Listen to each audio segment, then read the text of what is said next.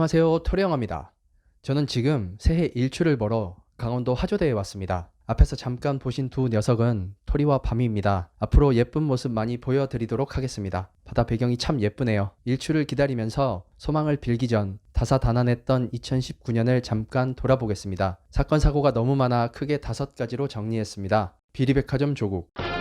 현 정부에서 청와대 민정수석으로 시작한 이자는 사법고시도 패스하지 못한 법무부 장관으로 내정이 됩니다. 인사청문 보고서를 채택할 수 없다고 하지만 우리의 문통은 임명을 강행합니다. 인사청문회에서 나오기 시작한 그의 만행은 무엇을 상상하던 그 이상이었습니다. 웅동학원 사학 비리와 사모펀드 WFM 비리로 인하여 조국의 동생과 오촌 조카, 심지어 와이프까지 구속이 되었습니다. 개천에서 붕어, 개구리, 가재로 살아도 행복한 개천을 만들자고 선동하더니 본인의 자식들은 그냥 존나 슈퍼 드래곤을 만들었습니다. 그에 따른 고등학교, 대학교, 심지어 의전원까지 시험 한 번 안 보고 진학했으며 유급을 해도 장학금까지 받아왔습니다. 학생 여러분, 이쯤 되면 열 좀 받아야 될 텐데 이런 학생이 심지어 3번 만에 의사 진급 시험에 합격하여 결국 의사고시까지 본다고 합니다. 의협 여러분, 정의를 실현시켜 주십시오. 또 아들은 부부가 대리시험까지 봐줬다고 합니다. 오픈북과 대리시험도 구분 못하는 사람들이 무슨 정의를 그렇게 외쳐왔는지 인턴 증명까지 허위였다는 의혹이 불거지네요. 그럼에도 검찰의 억지 기소라는 진정한 정신병자입니다. 이쯤 되면 교도소가 아니라 정신병원에 가야 하는 게 맞지 않을까요? 영화 기생충의 현실판 가족이네요. 이제는 선거 개입 의혹까지 나오는데 이제 그만 어디든 들어갑시다. 뭐? 태양광 산업이 친환경이라고?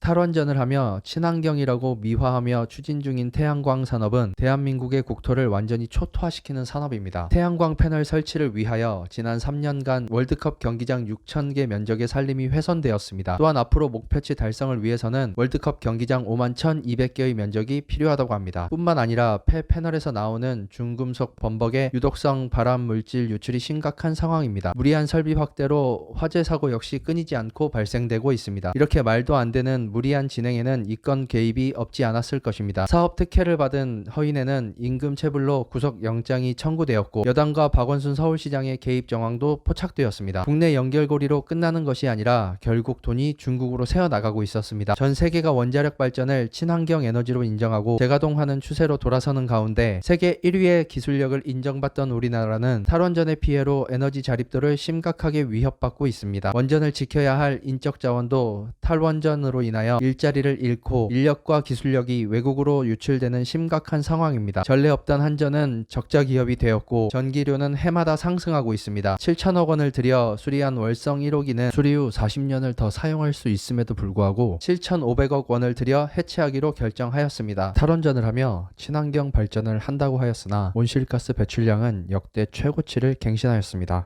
뭐? 미세먼지가 국내 문제라고? 1년 내내 가스실 같은 미세먼지에 갇혀서 해마다 호흡기 환자가 급증하는데 미세먼지의 대부분이 중국발임에도 불구하고 중국에게는 한마디도 하지 못합니다. 그리고 자국민에게만 책임을 전가해서 노경유차 단속 첫날에 부과된 과태료만 무려 1억 원이라고 합니다. 어려운 환경에 생계형 운송업에 종사하는 경제적 약자에게 엄청난 과태료 폭탄을 던지고 있습니다. 노경유차를 타고 싶어 타는 사람이 어디 있겠습니까? 형편이 어려워 바꾸지 못하는 겁니다. 자국민 보호는 전혀 없고 입으로만 인권, 환경을 외치는 정부입니다. 해마다 중국발 미세먼지는 증가하는데 최고의 친환경적인 원자력 발전은 탈원전을 하고 전력 수급 부족분을 화력발전소 가동률을 높여 미세먼지에 더욱 악영향을 끼치고 있습니다. 뭐? 경제가 좋아지고 있다고?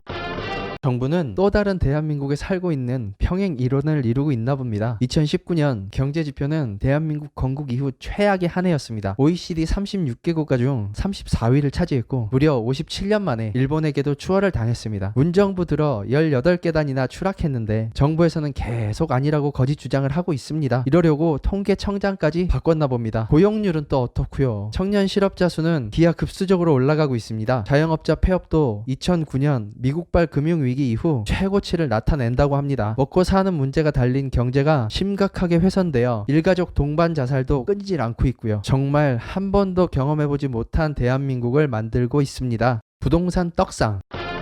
2019년 더 이상 서민들은 내 집조차 마련할 수 없는 부동산 대폭등의 한 해였습니다. 부동산 규제를 발표할 때마다 집값은 폭등하였고 집값을 잡는다는 명분 하에 더 이상 서민들은 집 한 채도 살 수 없는 살인적인 규제 발표를 계속하고 있습니다. 그런데 고위공직자의 절반은 이미 다주택 보유자이며 대출 따윈 필요도 없는 부자들입니다. 그들은 특권층이 되고 싶은 것이 분명하네요. 그러면서 부자들의 투기를 잡겠다는 이중적 잣대를 들이대고 있습니다. 그뿐만 아니에요. 자기들끼리 쇼를 한답시고 다주택을 처분하는데 강남 집은 놔두고 세종시 물건을 판매하겠다고 합니다. 투기 과열 지역인 강남 집을 팔아서 집값 안정을 위해 솔선수범을 해야죠. 이들의 행적을 보면 강남은 앞으로도 계속 오를 거고 절대 팔면 안 되는 지역임에 틀림없습니다. 이게 과연 당신들이 말하는 정의이고 공정이고 나라다운 나라인가요? 이제 해가 뜨네요. 잠깐 해 뜨는 거 보시고 모두 새해의 기운을 팍팍 받으세요. 2019년 한 해 동안 벌어졌던 일들 중 불과 10%도 안 되는 내용을 정리하면서도 영상을 보시는 분들이 화가 많이 나셨을 거라 생각이 됩니다. 새해가 며칠 지나지 않은 상황에서도 상식 밖의 일들이 많이 일어났고 2020년에 얼마나 많은 일들이 생길지 모르나 거짓과 왜곡이 판치는 어지러운 세상에 사실을 쉽게 정리하여 전달해 드리겠습니다. 그럼 새해 복 많이 받으시고 건강하세요. 해피 뉴 이어.